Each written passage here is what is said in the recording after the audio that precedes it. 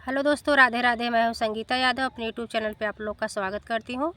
दोस्तों, आप लोग के बीच में भोले जी का होली गीत लाई हूं। आप लोग को कैसा लगा कमेंट बॉक्स बताना। अच्छा लगे तो लाइक सब्सक्राइब शेयर ज़रूर करना।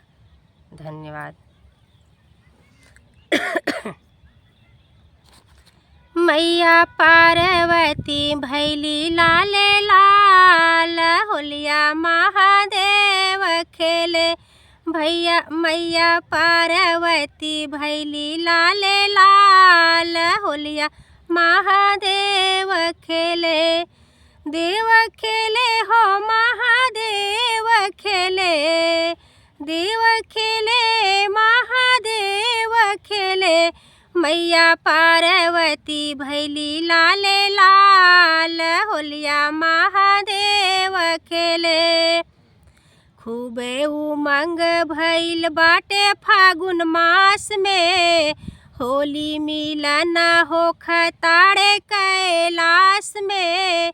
खूब उमंग भइल बाटे फागुन मास में, होली मिलन होख ताड़े कैलाश में। लिपताड़े हो लिपताड़े गाल में गुलाल, होलिया खेले महादेव हो। मैया पार्वती भैली लाले लाल, होलिया महादेव खेले। देव खेले हो महादेव खेले। मैया पार्वती भैली लाले लाल, होलिया महादेव खेले। शिवजी सावर बाटे गौरा जी गोरी, शिवजी सावर बाटे गौरा जी गोरी।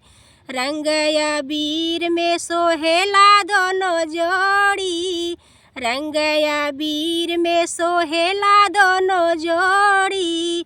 कार्तिक गणेश हो, कार्तिक गणेश हो, दोनों जने लागेले कमाल, होलिया महादेव खेले।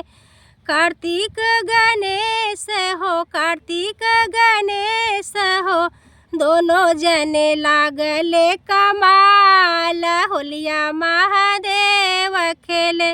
मैया पार्वती भैली लाले लाल, होलिया महादेव खेले। मैया पार्वती भैली लाले लाल, होलिया महादेव खेले।